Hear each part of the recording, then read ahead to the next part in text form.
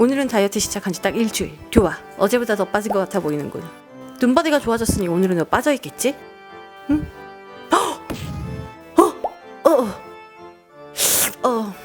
개꿈이었어. 내 몸무게가 그럴 리 없어. 잠깐만. 믿을 수 없어. 왜 몸무게가 다시 들었을까?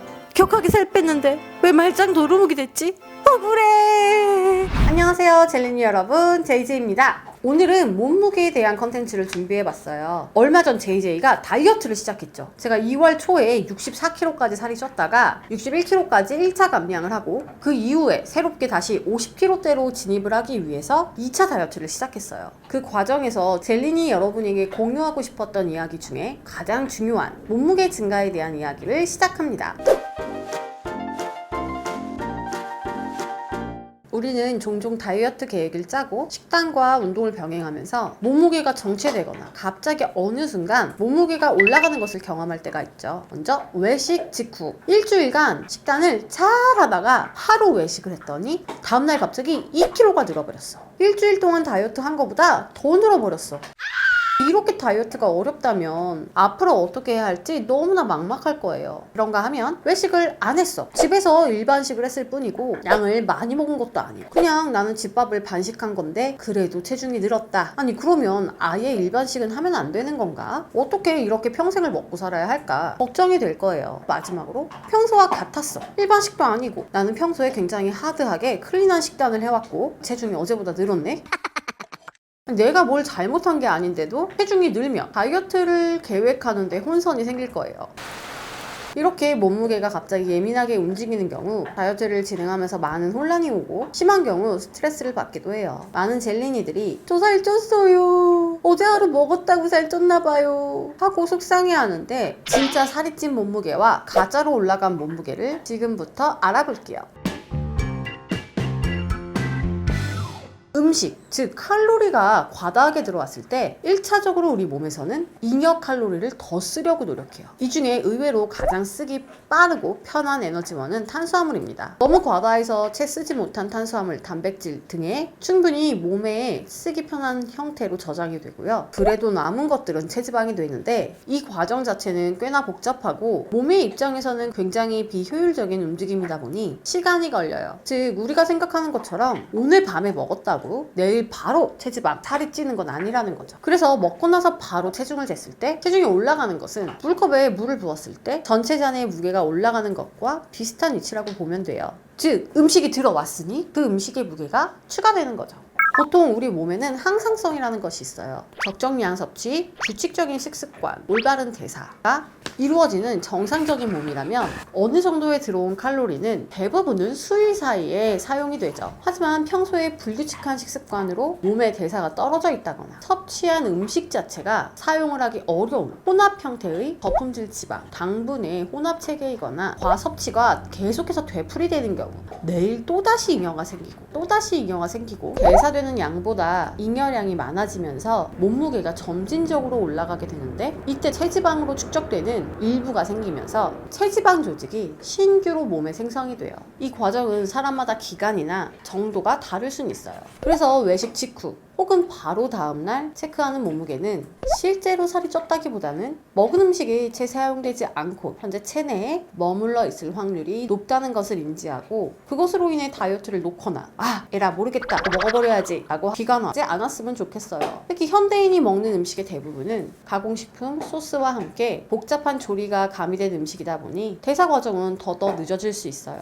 가장 빠르게 사용할 수 있는 것들은 간단하게 소금을 곁들인 살코기, 생선, 계란 등의 단백질, 익힌 고구마 혹은 밥, 첨가되지 않은 기본 빵 등등의 순수한 탄수화물, 단백질 등의 음식이죠. 과식을 하게 될 가능성을 염두에 두고 메뉴를 잘 선정해야 하고 그 이후에는 반드시 일반적인 식사 루틴으로 돌아와서 운동 강도의 유지와 계속적인 신체 모니터링을 해주는 것이 중요해요. 내가 과식을 하지 않았고 분명 일반식, 반식, 양을 지켰음에도 불구하고 몸무게가 늘어나는 경우가 있어요. 우리 몸은 적정 수준으로 수분의 섭취와 배출을 조절해요. 즉 물을 많이 마시면 그만큼 많이 자주 배출하게 되죠. 그래서 보통 건강한 신체 소유자라면 수분을 많이 섭취한다고 해서 쉽게 체중이 늘진 않아요. 결국 그만큼 빠져나가기 때문이죠. 하지만 예외가 있는데 변수가 바로 나트륨입니다. 나트륨은 우리 몸에 필수적으로 필요한 미네랄이에요. 적정량을 섭취할 때에는 신진대사 기능을 촉진시키고 근육의 수축에도 관여를 해요. 그래서 많은 보디빌더들이 아침 식사로 생소금을 먹기도 하죠. 문제가 되는 것은 기름진 메뉴, 소스 베이스 함께 들어가 있는 나트륨은 우리 생각보다 훨씬 더 많은 소금을 포함하고 있다는 점이고, 많은 다이어터들이 평일 다이어트식은 무염식이라고 생각하고 하고 있다는 점입니다. 대부분 젤리니들의 다이어트 식단을 체크해보면 다이어트 음식은 무조건 고구마, 토마토, 생야채, 닭가슴살, 삶은 계란, 바나나, 양배추 이런 식으로 식단을 구성하는 분들이 굉장히 많아요. 무염 식단은 우리 신체의 나트륨과 칼륨 사이의 밸런스에 반하는 식단으로 체내에서 일정하게 염분과 수분을 조절하는 능력을 상실하게 하고 과한 리액션을 초래할 수 있어요.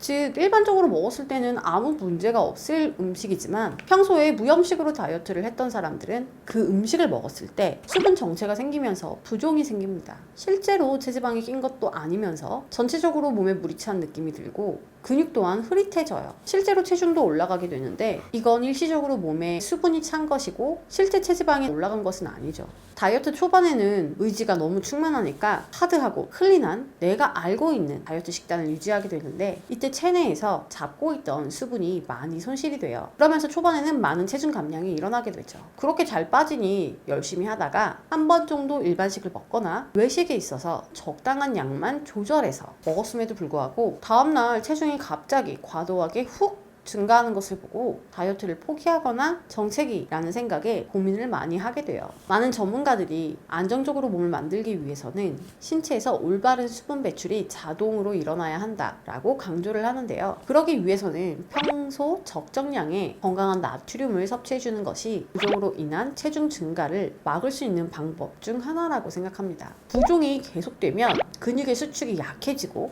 운동 능력 또한 저하돼요. 근육의 선명도 또한 떨어지게 되고 근육의 볼륨감 또한 작아집니다.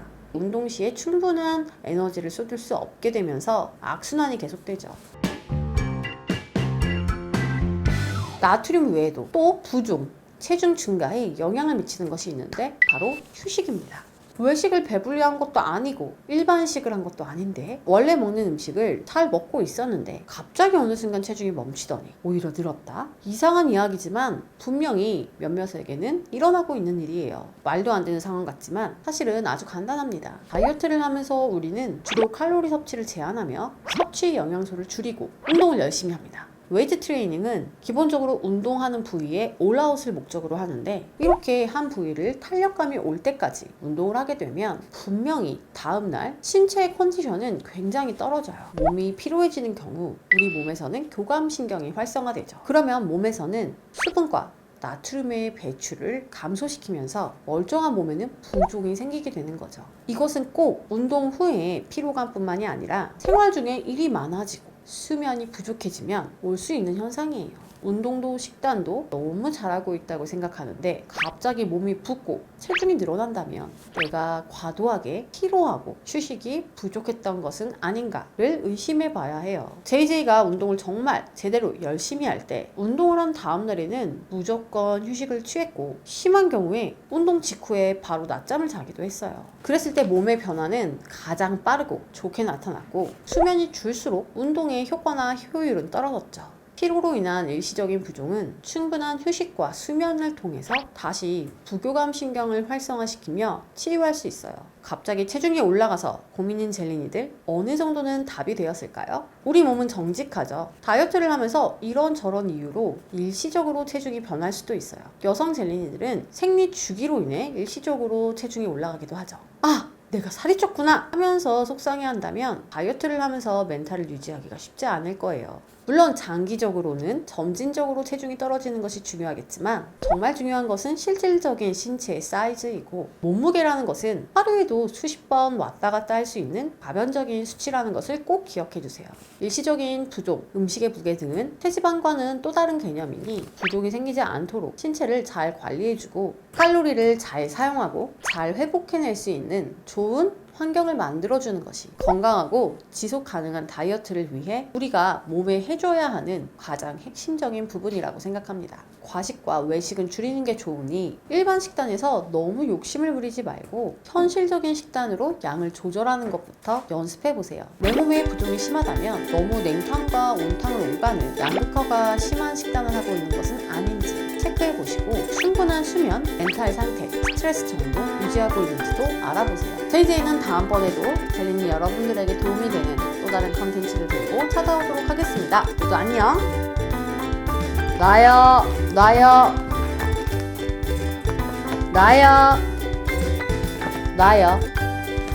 나요.